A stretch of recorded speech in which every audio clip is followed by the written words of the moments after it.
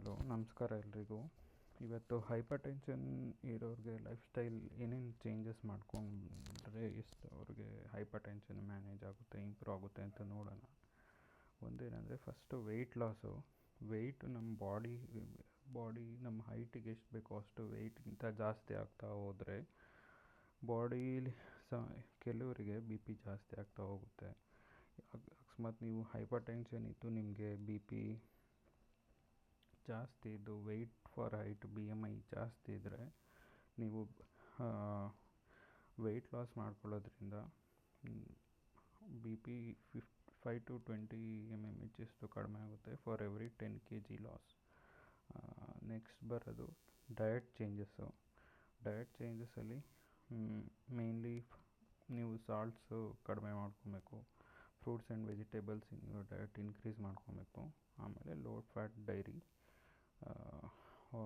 ಇದು B P 8 to 14 mmHg ಕಡಿಮೆ ಆಗುತ್ತೆ.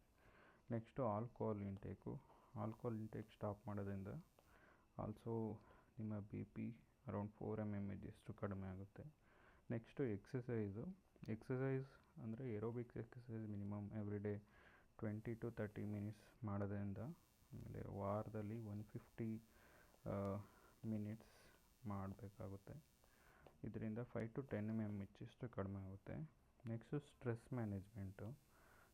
ಮ್ಯಾನೇಜ್ಮೆಂಟಲ್ಲಿ ಮೇನ್ಲಿ ಮೆಡಿಟೇಷನು, ಬ್ರೀತಿಂಗ್ ಎಕ್ಸಸೈಸಿಂದನೂ ಅರೌಂಡ್ 5 mmHg ಕಡಿಮೆ ಆಗುತ್ತೆ. Next salt ರೆಸ್ಟ್ರಿಕ್ಷನ್ನು.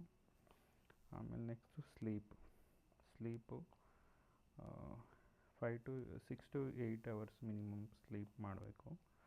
ನಿದ್ದೆ ಮಾಡೋದ್ರಿಂದನೂ ಬಿ ಪಿ ಕಡಿಮೆ ಆಗುತ್ತೆ. ಯಾವುದು ಜಾಸ್ತಿ ಇಂಪ್ಯಾಕ್ಟ್ ಆಗುತ್ತೆ ನೋಡೋಣ.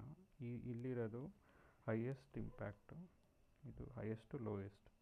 ನೀವು ವೆಯ್ಟ್ ಲಾಸ್ ಆಗೋದ್ರಿಂದ, ವೆಯ್ಟ್ ಲಾಸ್ ಅಂದರೆ ನಿಮ್ಮದು ಓವರ್ ವೆಯ್ಟ್ ಇರಬೇಕು. That has highest impact on your B P, hypertension control ಮಾಡೋದ್ರಲ್ಲಿ. ಅದಾದಮೇಲೆ ಡಯಟ್ ಆದಮೇಲೆ ಎಕ್ಸಸೈಸು, ಅದಾದಮೇಲೆ ಸಾಲ್ಟ್ ರೆಸ್ಟ್ರಿಕ್ಷನ್, ಅದಾದಮೇಲೆ stress management, then alcohol intake. ಯಾರ್ಯಾರಿಗೆ ಹೈಪರ್ ಟೆನ್ಷನ್ ಇದೆ ಅವರು ಇಷ್ಟೆಲ್ಲನೂ ನೀವು ಅಪಾರ್ಟ್ ಫ್ರಮ್ ಟೇಕಿಂಗ್ ಮೆಡಿಕೇಷನ್ಸ್ ಇಷ್ಟೆಲ್ಲ ನೀವು ಫಾಲೋ ಮಾಡಬೇಕಾಗುತ್ತೆ. Okay, thank you.